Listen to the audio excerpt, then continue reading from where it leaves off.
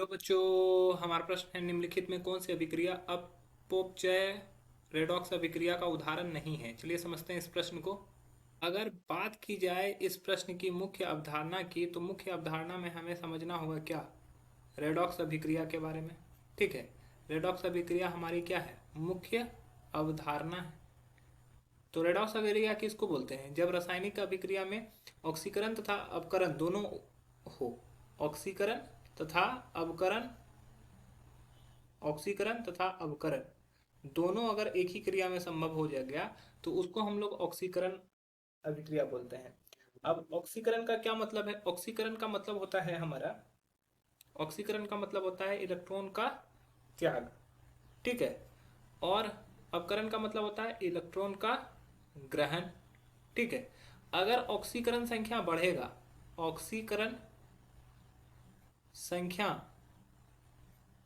बढ़ता है, और यहाँ पे ऑक्सीकरण संख्या क्या होता है, ऑक्सीकरण संख्या घटता है। ठीक है, तो अब हम लोग जानते हैं, देखते हैं एक एक करके सभी रिएक्शन को। तो अगर बात करते हैं हम लोग पहले रिएक्शन की, CuO प्लस H2, यहाँ से क्या हुआ, ये Cu प्लस H2O में कन्वर्ट हो गया। तो Cu का ऑक्सीडेशन स्टेट यहाँ पे क्या है, +2 है, ऑक्सीजन का -2, हाइड्रोजन का 0, क्योंकि अकेला है। यहाँ पे कॉपर का 0 हो जाएगा, हाइड्रोजन का +1 हो जाएगा, ऑक्सीजन का -2 हो जाएगा। तो ऑक्सीजन में कोई बदलाव नहीं हुआ, लेकिन कॉपर का देखो, कॉपर +2 से 0 गया, मतलब कि घट गया, तो यह हुआ अपकरण। और H2 का 0 से +1 गया, तो हाइड्रोजन का हुआ ऑक्सीकरण। तो यहाँ पर दोनों क्रिया संभव हो रही है, अतः यह क्या है, एक तरह का रेडॉक्स रिएक्शन है। तो यह उदाहरण है, तो यह गलत उत्तर हो जाएगा, क्योंकि हम लोग को पूछा गया उदाहरण नहीं है। ठीक है, अब दूसरा देखते हैं। अगर दूसरे रिएक्शन में देखें तो Fe2O3 ये 3CO से रिएक्ट किया, रिएक्शन करने के बाद ये बन गया 2Fe प्लस 3CO2। यहाँ पे Fe का ऑक्सीडेशन स्टेट x मान लो, यहाँ पे 2 है तो 2 से मल्टीप्लाई कर देंगे, ऑक्सीजन का -2 होता है इंटू 3, इन सभी का योग 0। तो 2x माइनस प्लस 6, x का वैल्यू +3, तो यहाँ पे +3 ले रहा है। यहाँ पर ऑक्सीजन का होता है -2, कार्बन का हो जाएगा +2, ऑक्सीजन का होगा -2। यहाँ पे Fe का 0 हो गया, कार्बन का हो गया +4, ऑक्सीजन में कोई बदलाव नहीं हुआ। मतलब कि 3 से 0 पे गया, 3 से ये क्या कर रहा है, 0 पे जा रहा है, मतलब कि घट रहा है। घट रहा है तो इसका मतलब क्या हो रहा है, अवकरण हो रहा है। और यहाँ कार्बन का +2 से +4 गया, मतलब कि बढ़ गया, इसका मतलब क्या हुआ, ऑक्सीकरण हुआ। अब यहाँ पे एक ही अभिक्रिया में दोनों हो रहा है, ऑक्सीकरण अपकरण, तो ये भी रेडॉक्स अभिक्रिया का उदाहरण है, तो ये भी गलत उत्तर हो जाएगा।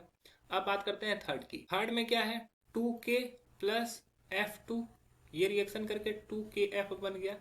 तो K का ऑक्सीडेशन नंबर +1, F का सॉरी यहाँ पर अकेले है तो 0, F भी अकेले है तो 0। यहाँ पर K का +1 और F का -1, तो 0 से +1 ऑक्सीडेशन हुआ, 0 से -1 रिडक्शन हुआ, तो दोनों हो रहा है, तो ये भी गलत हो जाएगा।